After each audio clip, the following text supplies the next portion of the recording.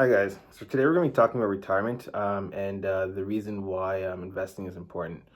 So through these times, it's good to educate yourself and get good at it. But with retirement, pensions are becoming really not an asset as they used to be, just because essentially jobs are really taking a dip with regards to how much they're going to be paying you outside of your normal working conditions. In order to retire, there really are three pillars that I think, and based on studies that are good.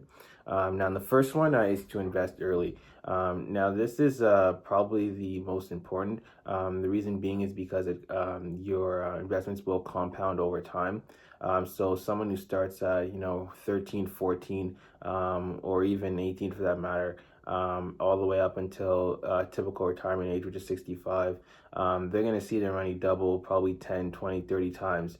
So it's better to start early because if you do start early, then what will happen is that not only will you compound, but you'll also shorten the amount of working hours that you are accustomed to, or that you'll have to traditionally go by.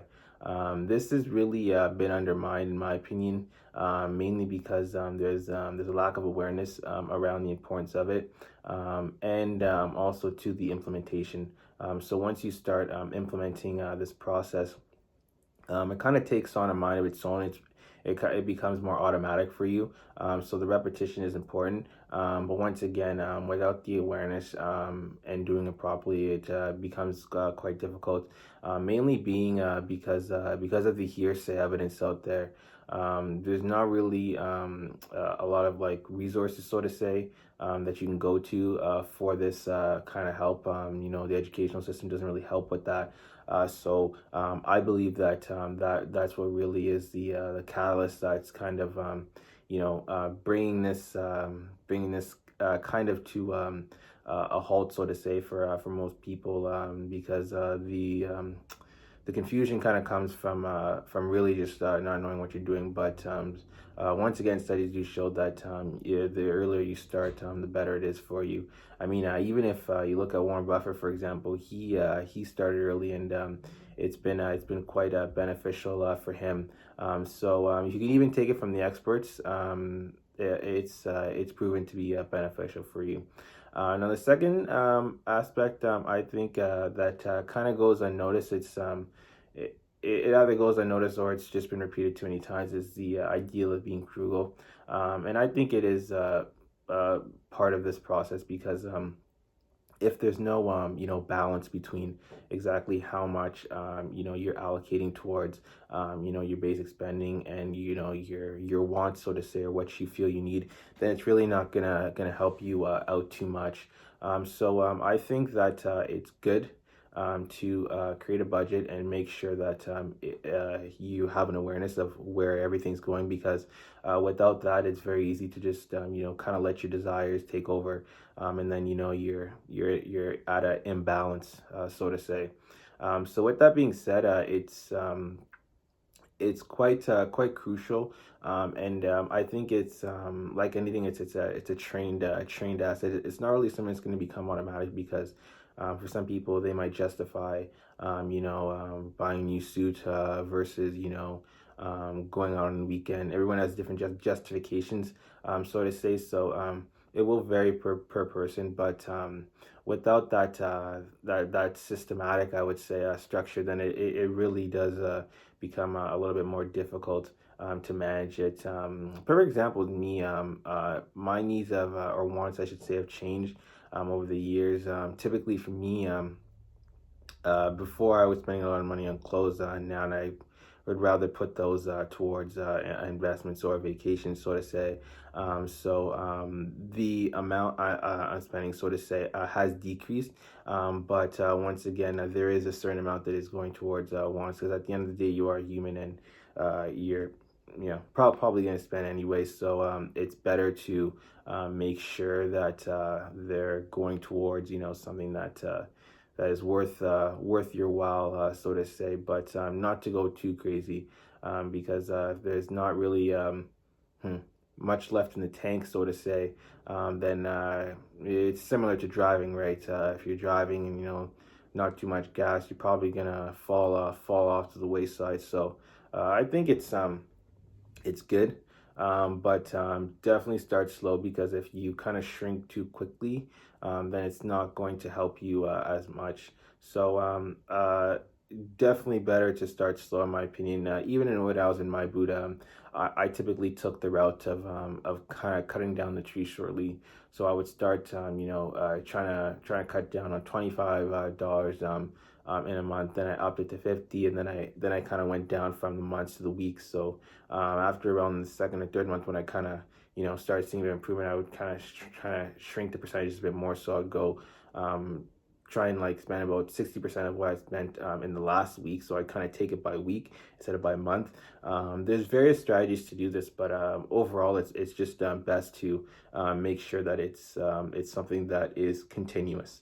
That's the big thing, is continuous, because if it's something that starts and then it stops in the middle, it's not going to be as effective. In my opinion, it's better to, even if it's like a slow momentum, to at least have that momentum going and going. It's just better for you in the long run. With this frugal aspect, I like to spend a bit more time on it, because most people don't really see like the need for it, because there's a common misconception why being frugal, it essentially means that everything that you have should be kept, so to say, that a lot should come in, but like kind of very little should go out. And I think that's a misconception, largely because once again, we have different needs and different wants. But it's also not a good habit to get into. You really want to make sure that it's being allocated towards things that are purposeful, and I think that's really the silver lining there, is that it's purposeful. It's really meant for a purpose. It's not really something it's not really something that's going to be spent to give you immediate gratification, but it's really meaningful and worthwhile. I think that is really where the roadblock, or people get tripped up, so to say. With that is like where you're spending a lot, and it's really on wants and not needs. But then again, the whole cutting down, and like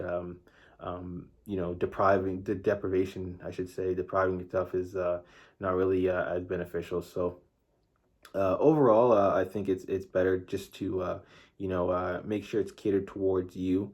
I can't emphasize that enough, because if the model is not fit towards your lifestyle and your needs, then inevitably there's going to be a imbalance, so to say. So I wouldn't advocate for keeping it like that, so to say.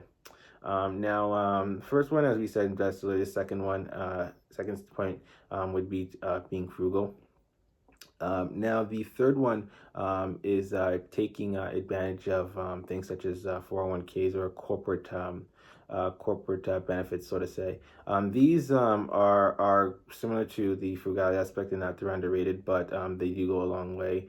As stated, whether it's your own corporate account, or the investing yourself, sooner is always better than later, as stated. But the underestimation of the corporate account has been shown to be quite the disadvantage, especially with 401ks, for advantage, are matched, so to say. So it's definitely better to take advantage of that. But if there's going to be an advantage for you, which there usually is, so to say, a lot of companies, they'll give you a certain amount of shares, or discounted shares, depending on the company you're working for. But overall, I would advocate for seeing what type of investments are there, because they're usually to your benefit and not to your advantage. Because I mean, if they're giving them to you, even if it's not exactly what you would advocate for, then I would certainly look into them,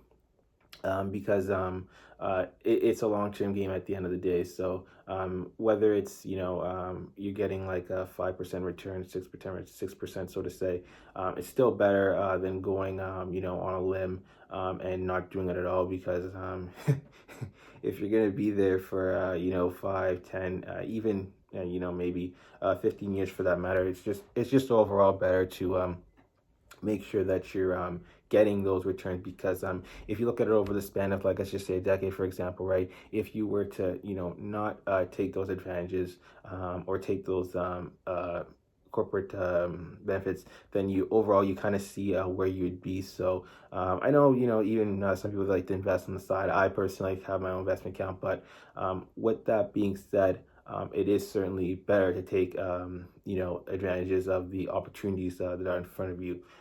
So I hope this helped you. If you're just starting out, I have left some links below that will be support you on this journey. And I look forward to seeing you in the next episode.